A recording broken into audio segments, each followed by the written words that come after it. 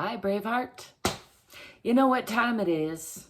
It's time for a stretchin' snack. I'm ZGALA, aka Auntie Angel. You can call me either one, just don't call me late for dinner, as they say in the old world. I'm still silly. I'm still stretching things out and letting go of stress and inviting you to join me if you feel like it, to whatever degree feels right in your body. Above and beyond all else, I like to remind you, you're enough exactly as you are. And also, you can probably do more than you think. So that said, also like to remind you there's not one way. You don't have to brush your hair or put on a special fancy outfit or even move your guitar out of the way in order to do a little stretching. Although you can do any of those things, and I'm not trying to discourage it. I'm just also saying, don't use any of those as an excuse not to give yourself a little extra love today, a little extra stretching, a little extra strengthening, and a little extra, well, let's not forget the silliness, because that's important. You could also sing your life a little bit if you want to add to the silliness with a little bit of song. Let's do just some free arms swinging and waving. I'm feeling like going some side to side. I'm feeling medium today. I was up, then I was down. Today is medium. And I won't complain about that, because it could always be worse. Could usually be better, but I'm grateful to be here. Grateful that you're there. Let's do a little forward folding. Try not to hit the guitar. Grounding into the earth. I moved my guitar in here so I would play it more. We'll see if that works.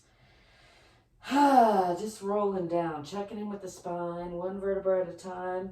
The slower, the better. You put your hands on your knees if that helps. I'm really trying to focus on relaxing the belly, relaxing the back, and coming down past the waist to fold from the hips. That's kind of further down than most people think, where your legs come into your hip sockets.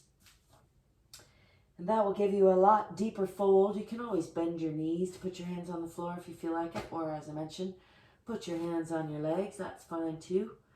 It's not a competition. It's just encouragement, an invitation. That's what it is. Let's just let gravity do some unwinding and shake out the hair and the head and the shoulders and the arms.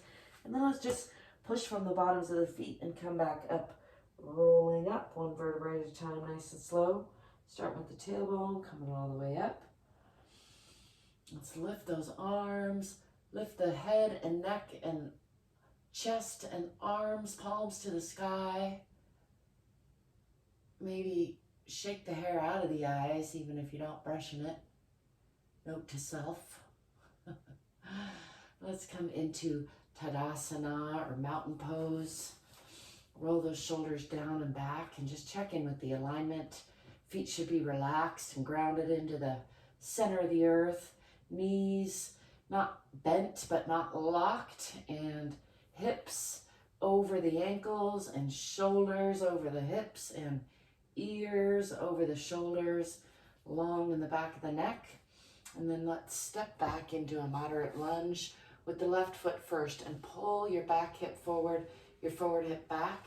Tuck the tailbone under, looking for a nice long strong line through the core there. Checking in with the feet are relatively parallel. I just had a big dinner that's making me burpy and sleepy. See how that goes. Let's bring the arms down in front and roll the shoulders down and back again. Still pulling those hips onto the perpendicular line.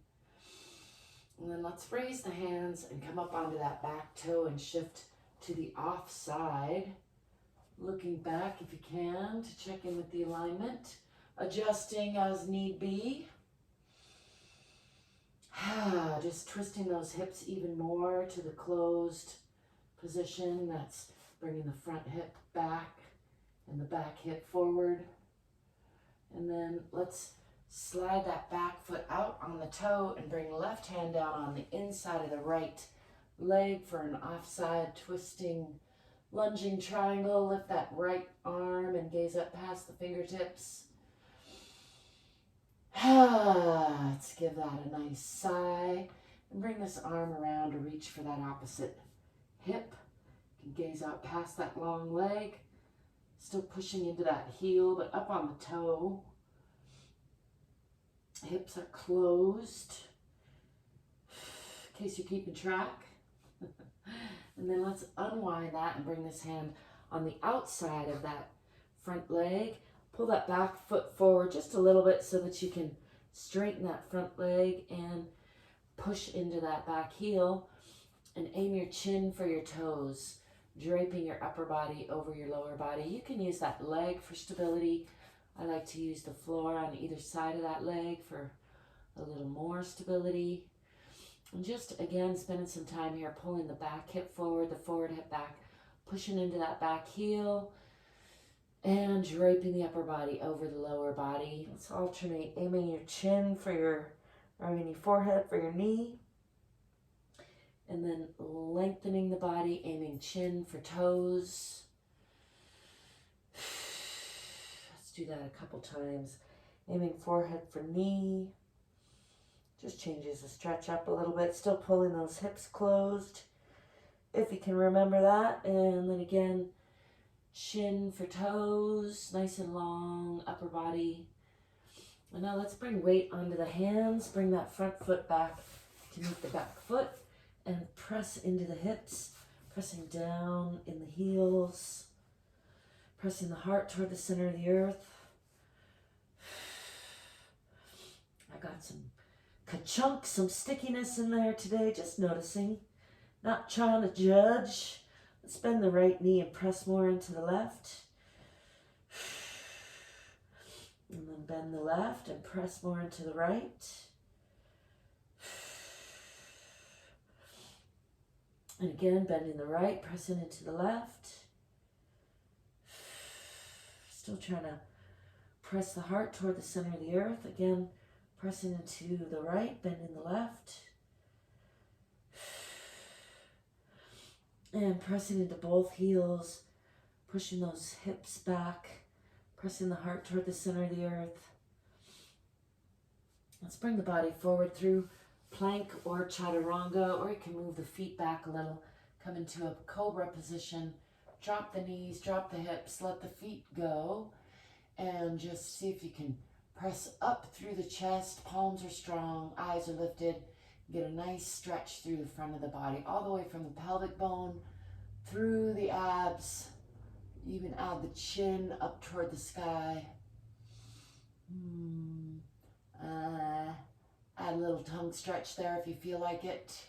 Just letting the belly go there. Let's look over the left shoulder, kind of adding a little twist to that. See if you can catch a glimpse of your heels behind you.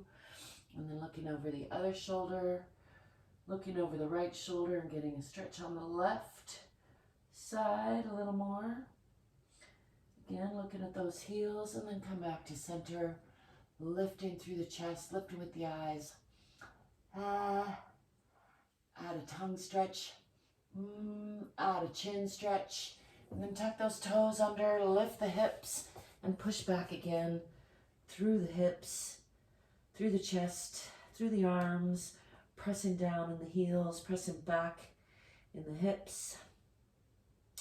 We're going to swing that left foot forward in between the hands, adjusting as needed into a nice deep lunge.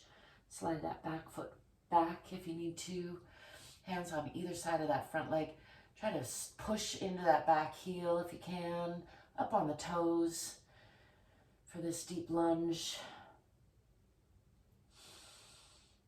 Don't forget to breathe and smile, whatever else you're doing. And now let's step forward with the back foot, coming to meet the front foot, and just hang here again in a forward fold, letting gravity do some unwinding.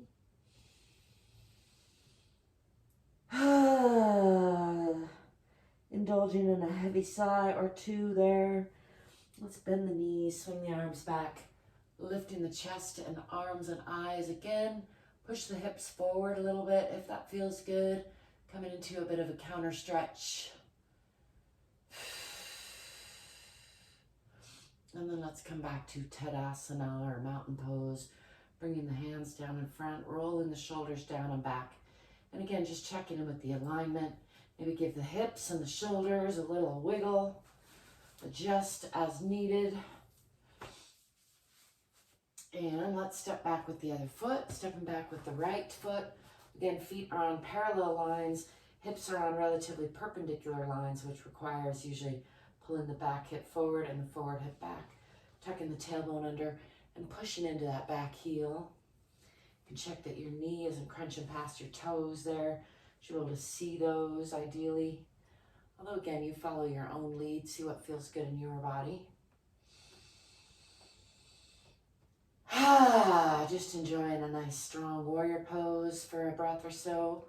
Let's bring the arms up and twist to that offside, coming back up onto those back toes and looking back past those back fingertips, checking in with alignment, checking in with the front, adjusting as need be.